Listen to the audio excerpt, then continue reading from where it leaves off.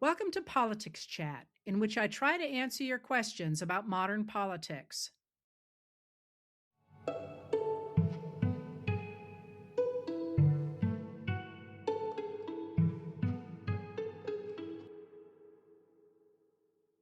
Before I get into the material that's actually happening in the White House and so on, I wanted to just throw out there a lot of you asked about the stories going around about the missing or dead scientists.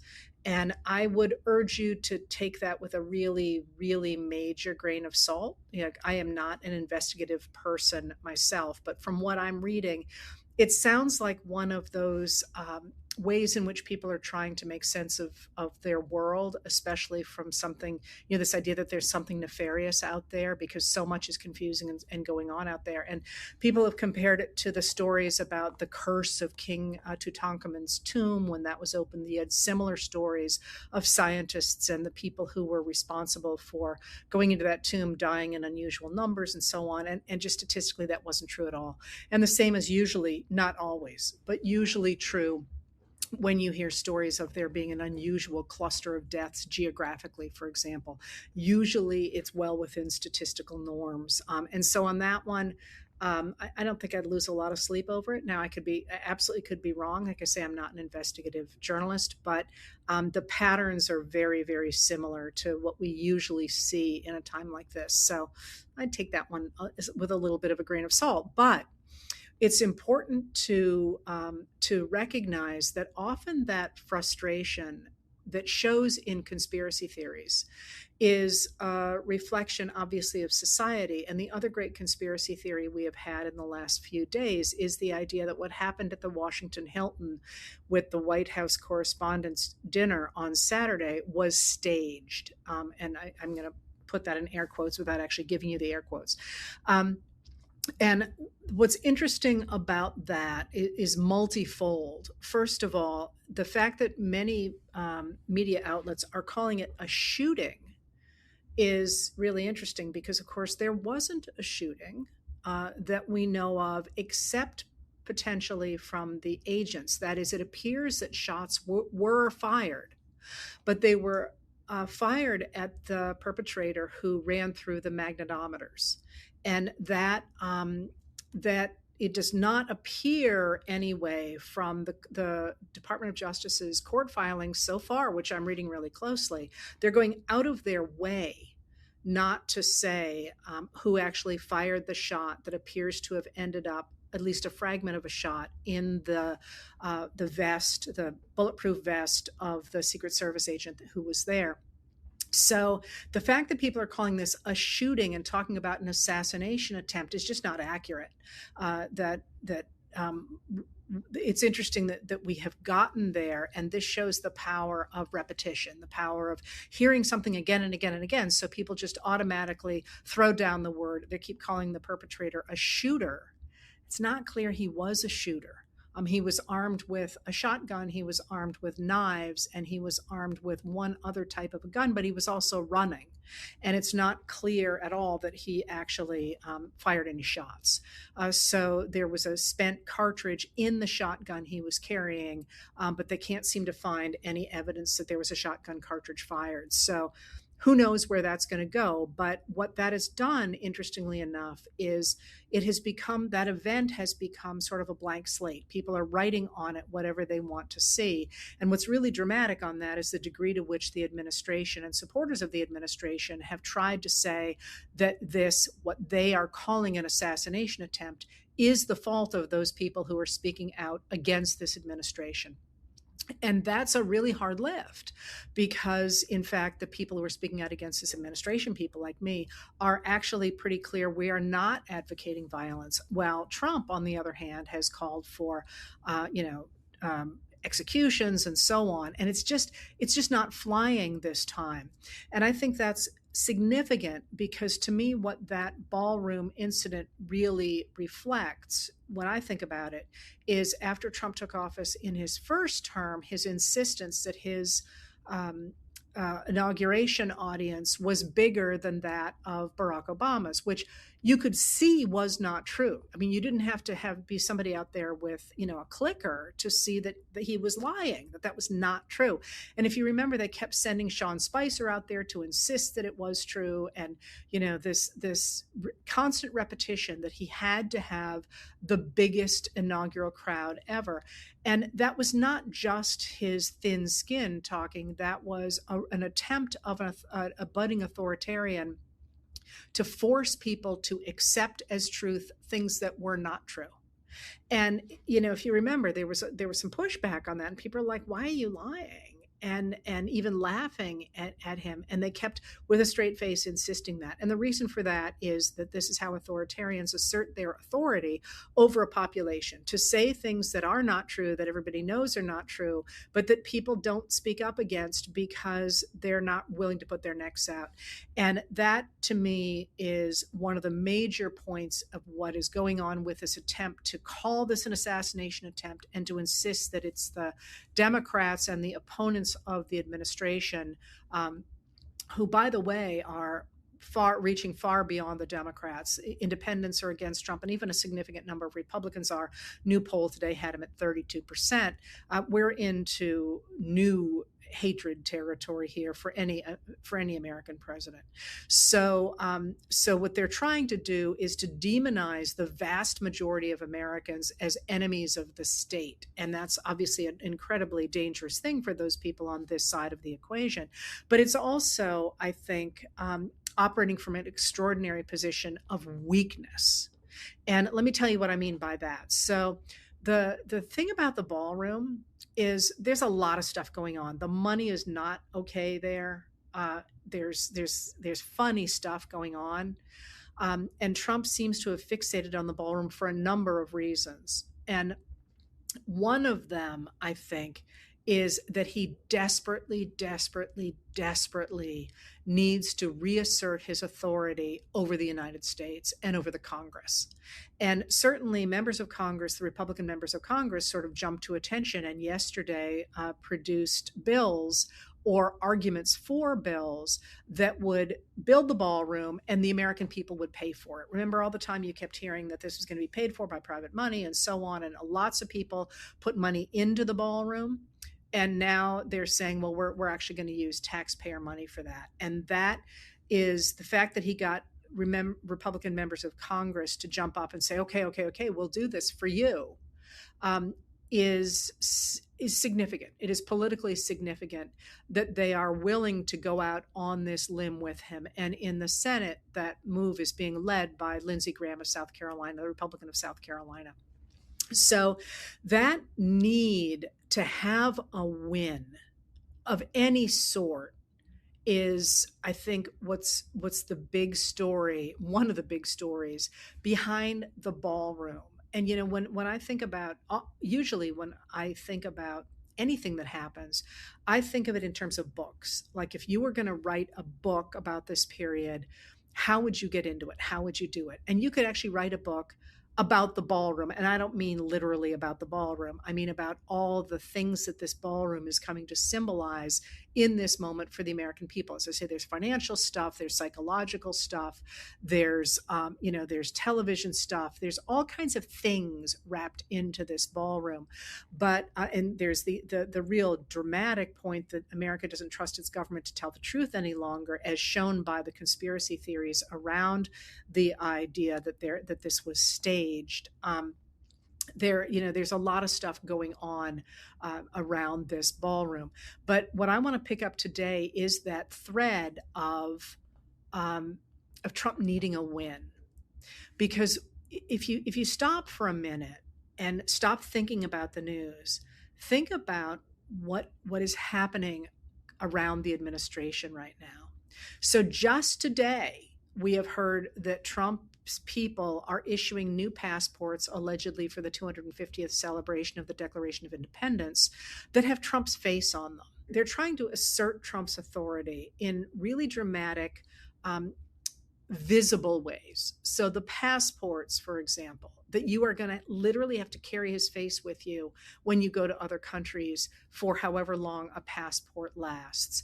They have gone in front of Congress to ask for an official name change. Remember, the idea of calling the Department of Defense the Department of War is made up. The name of that institution is determined by Congress, and Congress has not changed that name. So even though the members of the administration have been insisting it's the Department of War, it's not. It's still the Department of Defense, even though Pete Hegseth, the Secretary of Defense, insisted on a number of name changes on name plaques and on symbols around the Department of Defense. It's still the Department of Defense. So they actually went in front of Congress today and asked, or not in front of Congress, they went to Congress and asked for an official name change, turn the Department of Defense into the Department of War to the tune of $52 million. So, they're trying to put his stamp on stuff, and they're doing so in these really heavy-handed ways, I think, because the administration is in such bad shape right now.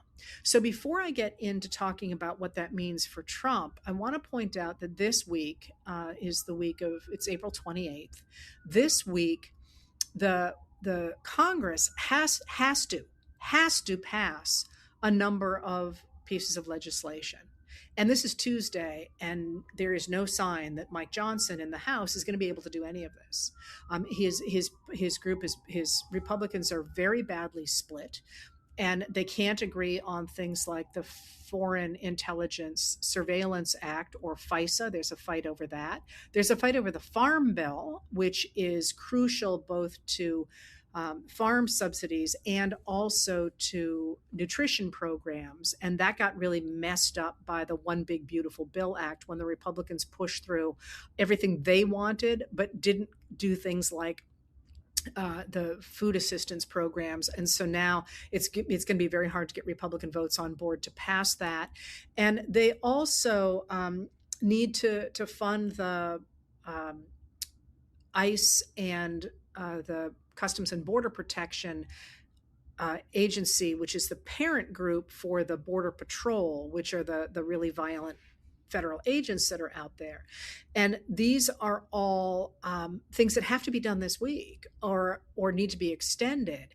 And also this week on May 1st, we have the 60-day period. It's actually technically 62 days. I'll explain why in a second. Period ending for when Trump may or may not, but certainly can claim he has the authority to attack Iran. And on May 1st, Congress either has to say, no, you don't, or yes, you can. And who knows what they're going to do. But past May 1st, if Congress doesn't do something, it's really unclear what legal position that puts this attack on Iran in, simply because the War Powers Act of 1973 says that president under an imminent threat, that's why that imminent threat piece of insisting that Iran was an imminent threat they made such a big deal out of it back after the attack of February 28th. If the president determines there is an imminent threat to the United States, he doesn't have to go to Congress for a war authorization or a authorization for military force. He can simply say, I'm going to do it, but then he's got 2 days to tell Congress in writing that he has done so, and then 60 days of running room, if you will, during which he can operate until after the 60 days is up. He must either have authorization from Congress or he has to stop. The law says that. And so that's happening on May 1st. And this is something else that the Republicans are deeply conflicted over. This war is enormously unpopular, and yet they don't want to stand up to Trump. So all of those things are going on in Congress. And these are not small things. These are major, major bills. And there's currently no sign that the House of Representatives can do anything, because Mike Johnson has no control or very little control over the Republicans in the Congress. So this is recently I called it Mike Johnson's very bad, no good, horrible week, because he's got to do this and he can't. And where this is going to go, I have no idea, because what do you do if you can't pass these bills and they have to be passed? I mean, this is a real problem, but it doesn't speak well for the Republican Party. And so, in addition to that, when I say Trump's in real trouble, Iran, you know, he got into this war, uh, clearly buying into the argument of Benjamin Netanyahu, the prime minister of Israel, that it would be quick, that it would be easy, and that the Iranian people were going to rise up and overthrow their government. And as people have pointed out, Netanyahu made that argument to the previous presidents all the way back to George W. Bush, and and I'm sorry, back to Clinton. And they all said, not happening. We don't believe you. And Trump was the only one to think that this might actually work. So he went along with it, but did not clearly anticipate what the whole rest of the world did. And that is the fact that Iran could then close the Strait of Hormuz. And once that strait was closed, with its 20% of world oil passing through it, we have just this vice grip on the world economy. And that you're already seeing prices rise at the pumps, but what we haven't really seen yet is what's going to happen when the oil that has been stockpiled in places runs out. Because that's what's happening right now is countries are using the oil that they had stockpiled. Paul Krugman, the economist, was very good on this morning. They're using the oil that they've stockpiled, but that's finite. So we're looking at a real problem here. And what we're seeing is Iran being able to negotiate with other countries, and Iran being able to command control over that strait. And they have come to Trump and they have made an offer and said, we'll open the strait, sure, but you have to stop your blockade of Iranian ports. And we'll talk about the nuclear stuff later. And of course, that's everything they wanted and nothing that Trump wanted. And I'm being careful to say Trump there, because the U.S. actually had most of what it wanted under the joint plan, the Joint Comprehensive Plan of Action, the JCPOA, of 2015 under Barack Obama, that was negotiated between the US and China and the UK and France and a number of countries and Iran to stop their nuclear enrichment, and in exchange for the unfreezing of some of their frozen assets in other countries. Trump ripped that up in 2018, and Iran immediately not immediately, it was in about a year, began to enrich nuclear fuel again. And now, basically we're trying to get back even to something like that, but it's really not going to be easy. And so today Trump said he wasn't going to agree to what Iran has asked for. But Iran is also saying, we're not going to negotiate with you because you're untrustworthy. And that's been very clear. So it's not at all clear what Trump can do. And today you had a new wrinkle in this, in which insurers in London, by which they essentially mean Lloyd's of London, which underwrites virtually everything in the world, said that it would not insure ships going through the straits unless they had an agreement with the Iranians controlling the strait. So that as well basically gives Iran more power to control that strait. So how Trump is going to get out of this is completely unclear. I mean, basically, I think he's going to declare victory. But even the Chancellor of Germany today said, or maybe it was yesterday, said, basically Iran is just humiliating the U.S. at this point, because, Trump's got nowhere to move. And I think it's worth remembering that Trump also continues to have a huge number of U.S. troops in the region. So it is possible he's going to decide he's just going to have a temper tantrum and decide to start bombing everything again. And that's what he's threatening. But it's not clear that's going to solve anything either. So what you're seeing here is Trump really boxed into a corner. And I've made a big point before about saying how in the past there was always somebody who could get him out of trouble. His father, the CFO, the chief financial officer of the Trump Organization, Alan Weisselberg, the members of his cabinet or of his staff in his first term who would divert him from making stupid mistakes, take papers off his desk, and so on. He's gotten rid of all those people. And now he's got Pete Hegseth, for example, who certainly believes he's engaged in a holy war. And he doesn't really have anybody else who can save him. And he sort of feels like he's been begging other countries to save him, and they have said this is not our problem, and we're not going to put our people and our military at risk to get your tail out of the crack that you have put it in.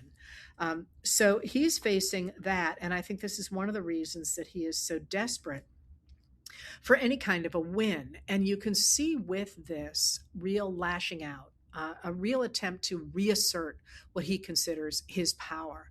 So you saw today, for example, the fact that the Department of Justice has indicted James Comey, the former director of the FBI, again, this time for posting on Instagram a photograph of, or an image of a photograph of seashells outlining 8647, which was going around for a while, 8647. 86 is a term from the food service industry. When you don't have something, you 86, you say it's 86, you 86 it. So you can't put it out any longer. It has gone into slang to say you throw it out.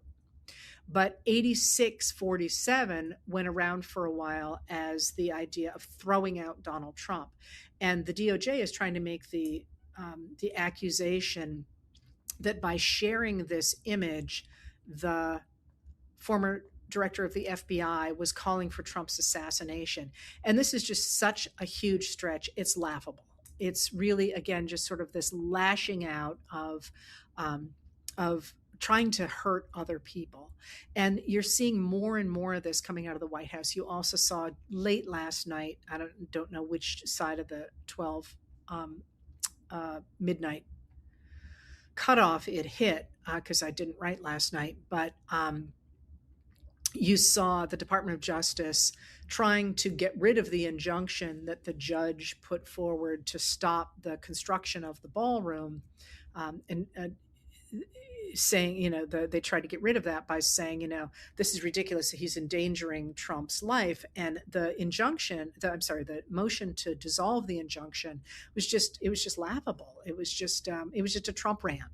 And you're seeing more and more of these Trump rants and more of this really unhinged behavior. And I think you're going to see more and more of that as the walls close in.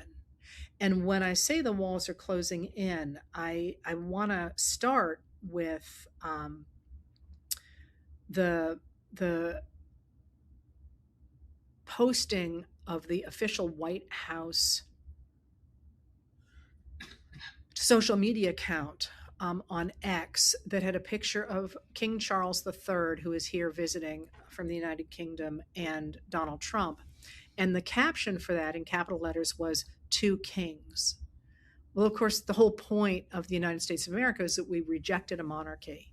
And you could sort of feel, I think, the sort of edgelord tone of some of the people doing Trump's social media, but it was tone deaf in this moment, and it felt like a pathetic claim to say, I'm the king of my country the same way you're the king of your country. And in fact, nobody's buying that. And so you saw that, but it was interesting that he did that because it came right after King Charles III addressed Congress. And that's rare for a monarch to address Congress. His mother did it, Queen Elizabeth II, maybe. I don't remember. I'm not great on the monarchy. Addressed Congress, I think in 1991, but don't quote me on that one. And he is now the second to do it. But it was a really, really interesting speech. You can find a transcript of it online. Because tucked in it, probably in language that Trump didn't understand, to be honest, there was a section of it that essentially defended America, defended the United States of America. and called for the protection of our international alliances and the protection of our checks and balances and the protection of the rule of law. And there's a piece in it, don't miss it if you decide to look at it. There's a piece in it where he talks about how the Supreme Court has quoted the Magna Carta, I think 120 times. I'm doing this off the top of my head. And that on its surface, that says something that Trump will really want to hear. Oh, goody gumdrops. We are just like England. You know, we have this long history between us. And I'll talk more about Trump in a second. But what King Charles was doing there was something much deeper. And that's that if you know the Magna Carta of 1215, that's the first iteration of it. There's a couple more after that. But in that time period, what that does is it promises to the gentlemen at the time in England, not to everybody, you know, but it establishes the principle that the people can check the king and that the king can't spend money without the approval of the people. So what it does is it's saying that the king has to answer to the people. And actually, it's a moment in which that is challenged in the 1600s that gives rise to the United States of America. That fight over whether or not the people can check the king is very much a part of the late 1500s, early 1600s in England. But that fight continues in the United States, and it's one of the things that gives rise to the American Revolution. And the idea, when we talk about taxation without representation, a lot of people, especially those on the right, turn that into we don't want taxes. But that's not at all what they were saying. What they were saying was we're cool with taxes because taxes are how you invest in yourselves, in your country. But what we're not cool with is in that case, the Parliament. That's going to change at the beginning of 1776 to be just focusing on the king. Which is an important shift. That's why Thomas Paine's Common Sense is so important. He's the one who says, stop talking about Parliament, it's all the king. But what they're saying from about 1765 onward in the American colonies is that while they don't mind taxes, they do not want to be taxed without having a say in it. They don't want taxation without representation. They're fine with taxation, but not taxation without representation. And so when King Charles says, hey, your Supreme Court has talked about Magna Carta 120 times, he's not just saying, oh, cooly wooly, we share the same history.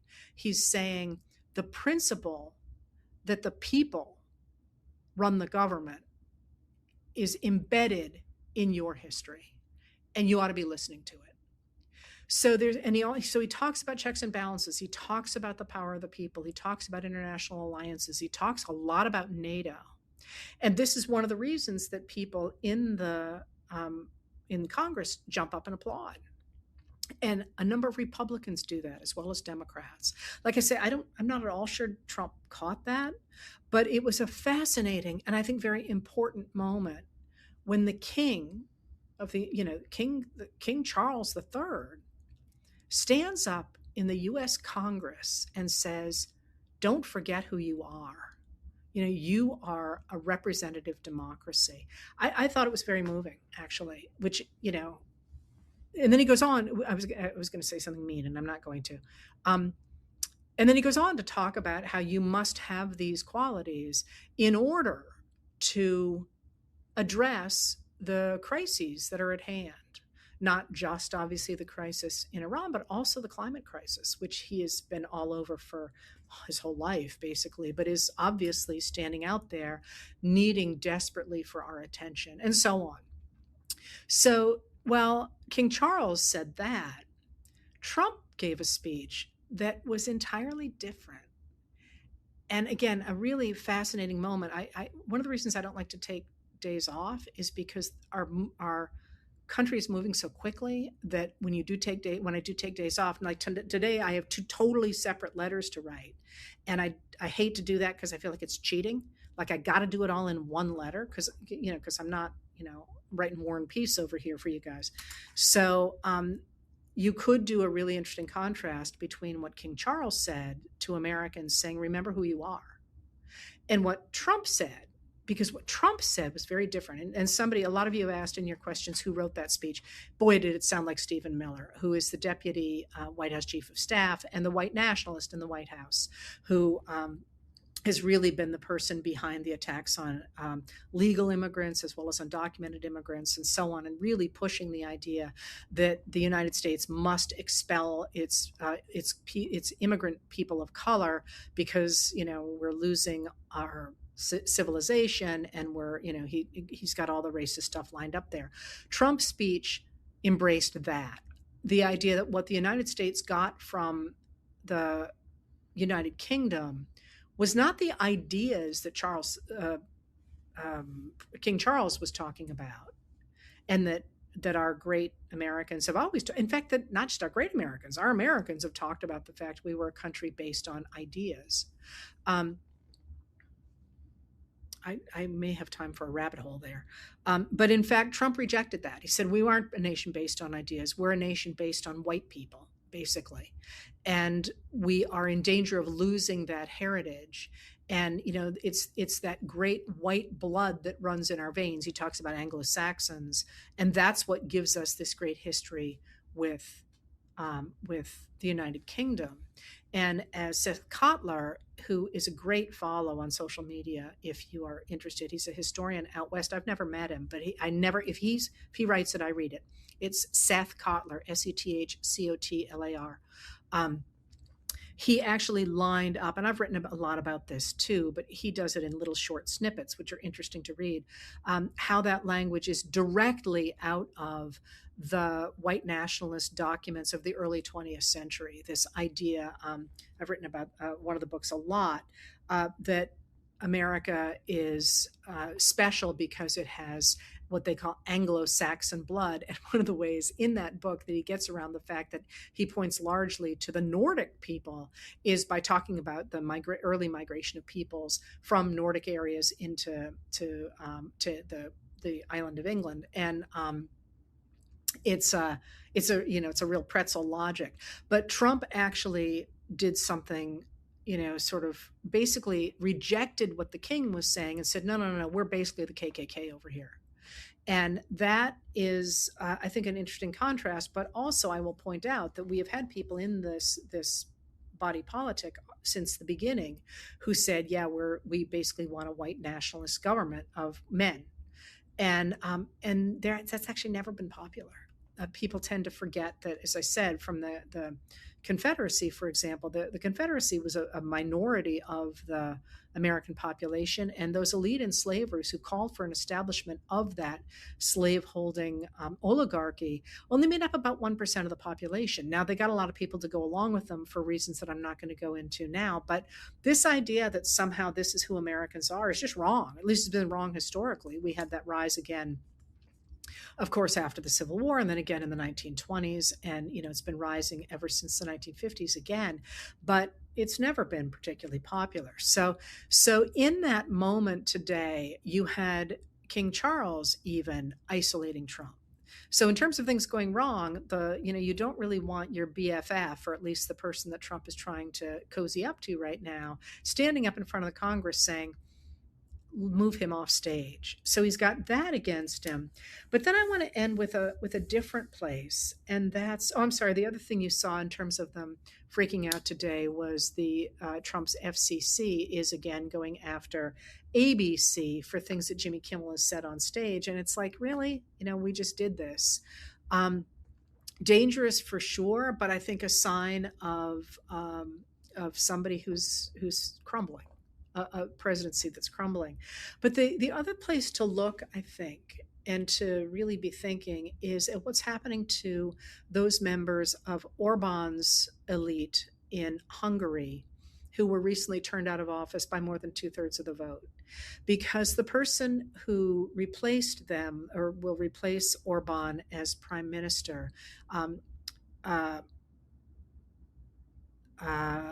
Magyar,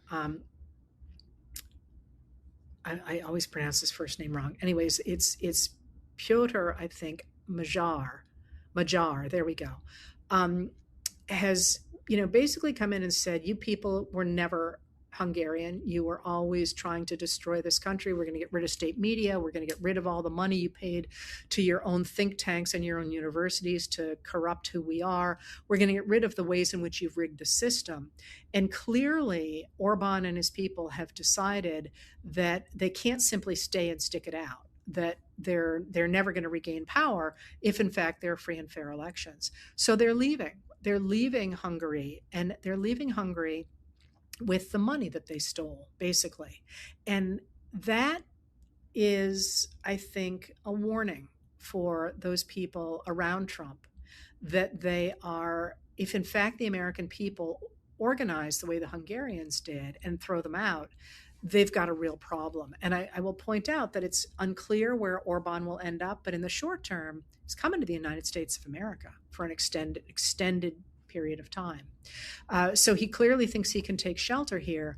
But I think the fact that he and his people around him, his cronies, feel obliged to leave Hungary is a warning shot over the bow of people like Trump and his own cronies. So in all of what's going on, the real attacks on the First Amendment, the real attacks on Comey, the weaponization of the Department of Justice, and so on, all the things that we saw in Hungary, if those things come to pass, we are indeed in very deep trouble. And the fact that a president of the United States would even try to do that suggests how completely unqualified he is for that position. But I do think that what you are seeing is flailing, that he is weakening. He's getting fewer and fewer people around him. His unpopularity is increasing. As oil runs out from stockpiles, you're going to see a really dramatic effect on the world economy. You're already seeing China releasing oil to other Asian countries because they don't have jet fuel for their planes. There's no way out of that for Trump. And he's going to behave more and more erratically. But for all that this is frightening, people are, in many of your comments are like, this is terrifying. Yes, of course it is terrifying in many ways, but it's also a sign, I think, that his power is slipping. So what do you do going forward? I'm sorry, there's one more piece there. I didn't take very good notes. We just got here. You may or may not have noticed today that the United Arab Emirates has withdrawn from OPEC Plus, which is a consortium of oil-producing companies, and the plus is Russia primarily, that have worked as a cartel to keep oil prices high. And the fact that the UAE, the United Arab Emirates, pulled out today is probably a statement that it's furious with Saudi Arabia and Russia, and believes that Saudi Arabia and Russia are not fairly treating places like the UAE. And so they're not going to work with them any longer, at least for now. And that is, again, a blow to Russia, because Russia needs high oil prices in order to fund its war against Ukraine, which is right now, Ukraine's extraordinary drone production is coming online. And it's doing extraordinary damage to Russia. If you're interested in that, read the Institute for the Study of War, free online. And they have very short, good write-ups every day of what's happening in various conflicts around the world. So all of these things are mounting to a time of great chaos, but also to a time in which Trump is going to behave increasingly erratically, trying to turn us against each other, trying to stop what is increasingly appearing to be a juggernaut of the American people, saying, no, this is not the government we thought we were electing in 2024, for some people who voted for Trump, but for others simply saying, no, this is not American democracy. So what do you do? What you do is you continue to call your representatives and your Congress people, especially the Republicans. Tell them you don't want the Iran war. Tell them you want them to speak up against it. Somebody asked about the boundary waters. Trump did, in fact, sign that measure into law, so the boundary waters are at risk of having that mine open up outside the headwaters of the boundary waters. There will be legal challenges to that, although the company will start to dig as quickly as it possibly can. But call your members of Congress, especially the people who voted in favor of that, and say that you're against this, that you don't want them using that Congressional Review Act to take over our public lands. Speak up on all of these issues because it is building. We are building toward the midterm elections of November, and we need to pressure our Congress people to let them know we are not happy with them, and that if they are not going to honor their oaths, we are, and we are going to act as citizens to vote against them, to pressure them to vote in ways that are extraordinarily popular. By the way, nobody wants this ballroom. I mean, the fact that our members of Congress are getting behind the idea of this ballroom is laughable, considering the American people don't want it. They're not even trying to represent the American people any longer, and they need to be called out on it. So keep that pressure on. Pay close attention to local races as well, because you don't want to overlook Supreme Court races, for example, which are state Supreme Court races, which are happening at various times in the election cycle, and you don't want to miss. You're everything from the local elections on up matter, not just because you're changing the equation at home now, but also because you're building a bench for 20 years from now, and good candidates later on should get their start at the school board level, or in the state legislature, or in local elected office, so that they're ready to hit the ground running for a seat in the U.S. Congress, a seat in the Senate, or moving into the cabinet, or moving into the governorship at the state level, and so on. And again, I urge people to get involved at that level. You're saying, a lot of people always talk about why I wouldn't run for office. And the simple fact of the matter is, I would run for office at the state level. I'd run for a local office, or I would run for an office in the state legislature, were I not so busy doing this. But this idea that somebody like me can just jump into a governorship or a senatorship, it's just wrong. You need to have some experience in that. And so now is the time for people to start working their way up through the system for the next 20 or 30 years, so that we've got that deep bench of people whom you trust, whose voices you trust. And by the way, I have not ever had the chance to talk about the downfall of Eric Swalwell and the man in Texas whose name I always forget.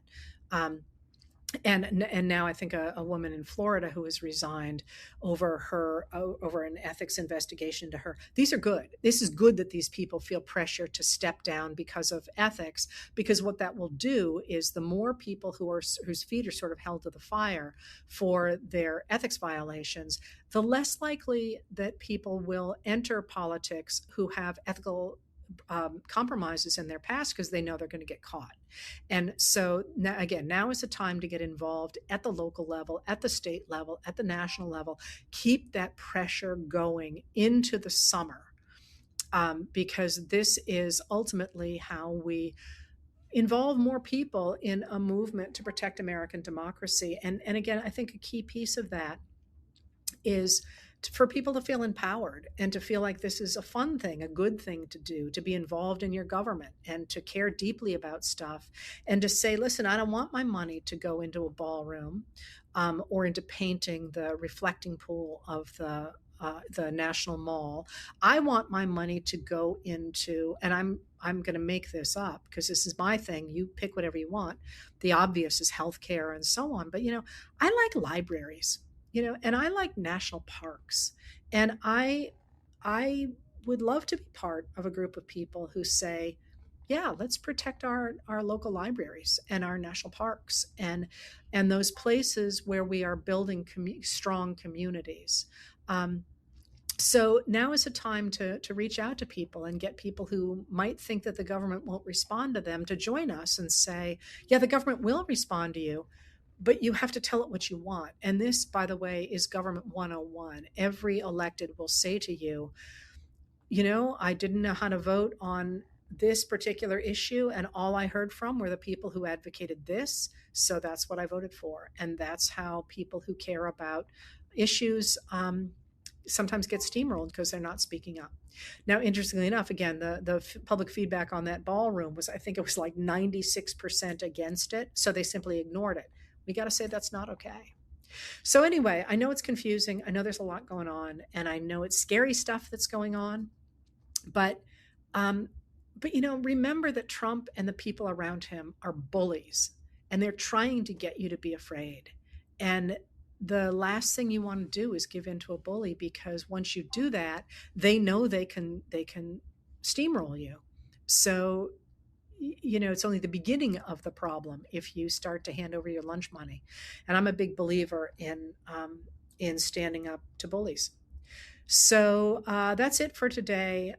Again, keep the faith, and if you're feeling overwhelmed, again, it's always fine to take time off. I took last week off, but come back, and recognize that even if you're feeling a little bit swamped now, that within the flailing of this administration is a real sense, I think, of desperation.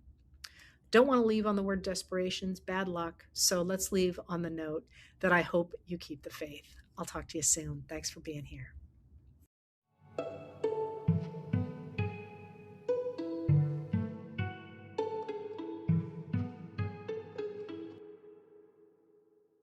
If you'd like to tune in live, I record these chats on Tuesday and Thursday at 6 p.m. Maine time on both my YouTube channel and my Facebook page.